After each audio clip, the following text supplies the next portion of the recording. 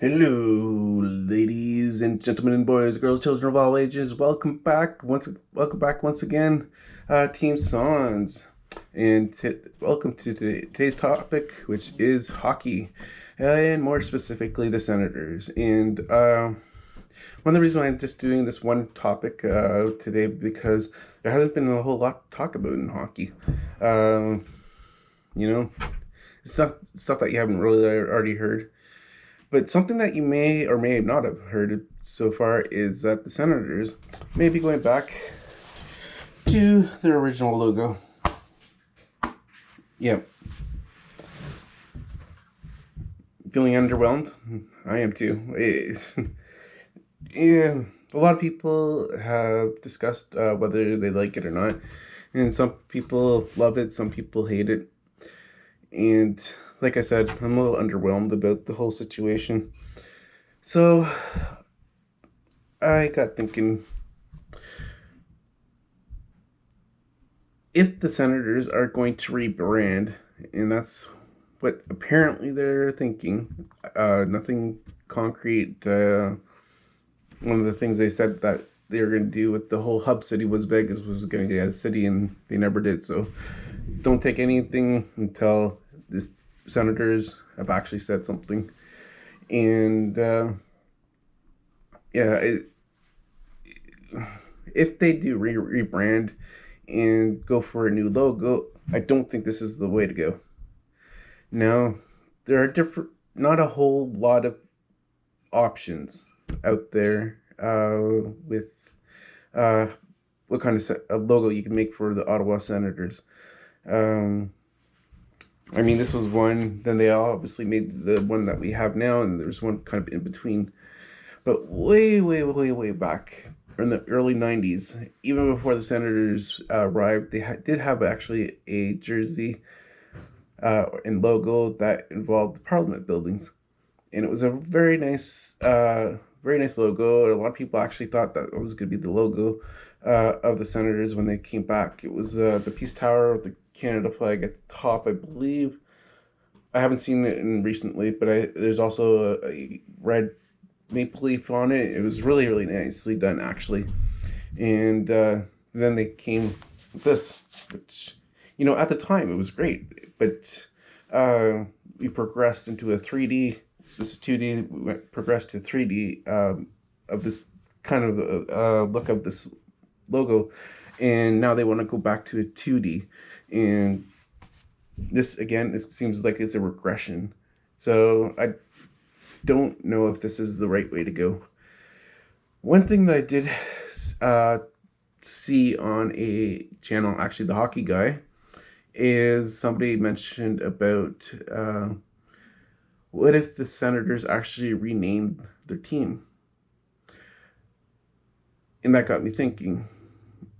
If they renamed the team, that could work. Um, I don't know how many people would be for that.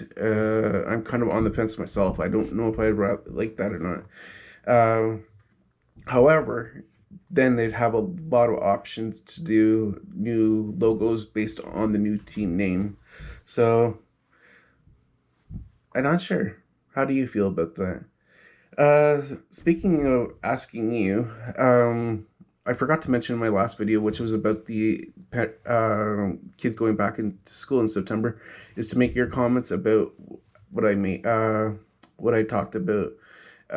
Keep in mind, anytime you make a comment, do you know that there is no age restriction on my channels, so children can look at it, read it, and so if you are challenging me on something that I said, uh, please keep it PG and uh, challenge politely, I guess is the word I'm trying to think.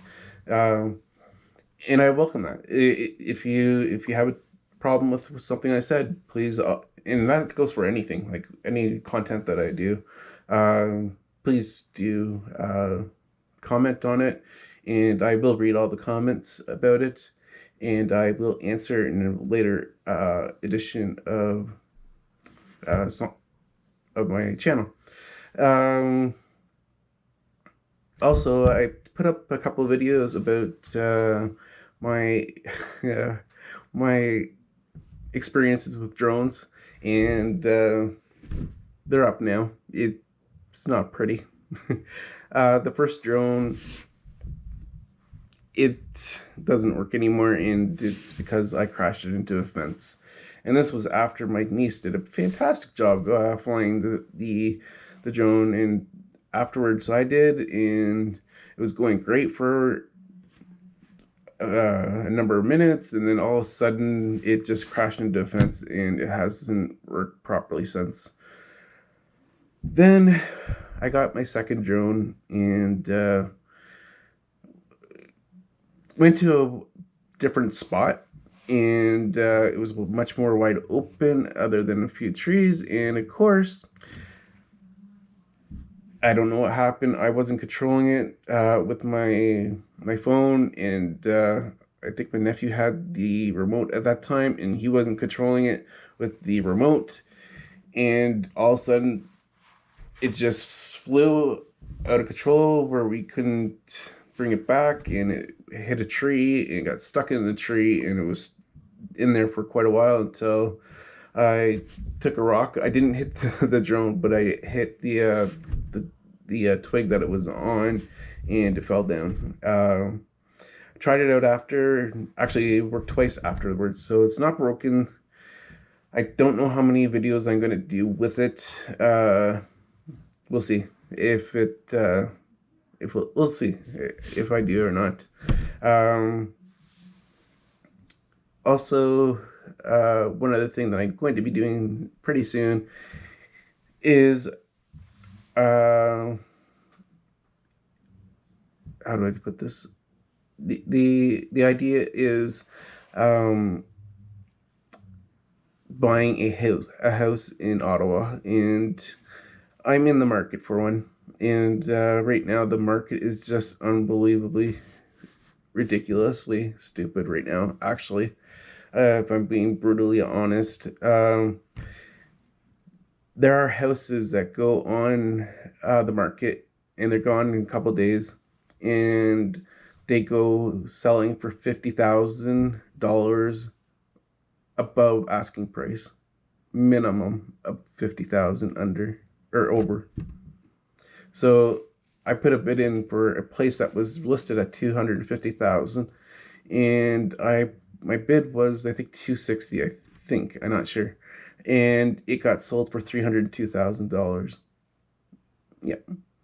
And another house that I know of, it was listed at 287, I think it was, and it sold for 380,000. So it went to over $100,000, or just about $100,000 over the asking price. That's what the market is right now. It is so unbelievable. It is so frustrating, and I don't think people quite understand how frustrating it is.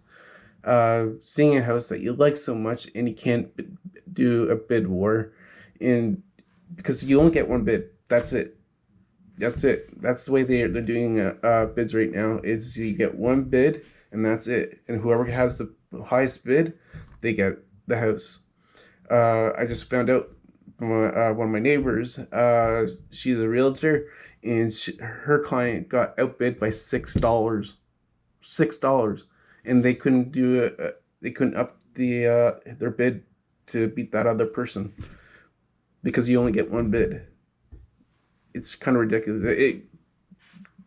So you either bid high, which is causing people to do 50,000 or more over the bid, or bid low and take the risk of not getting the house. And then you get into the whole conditional conditions and stuff like that.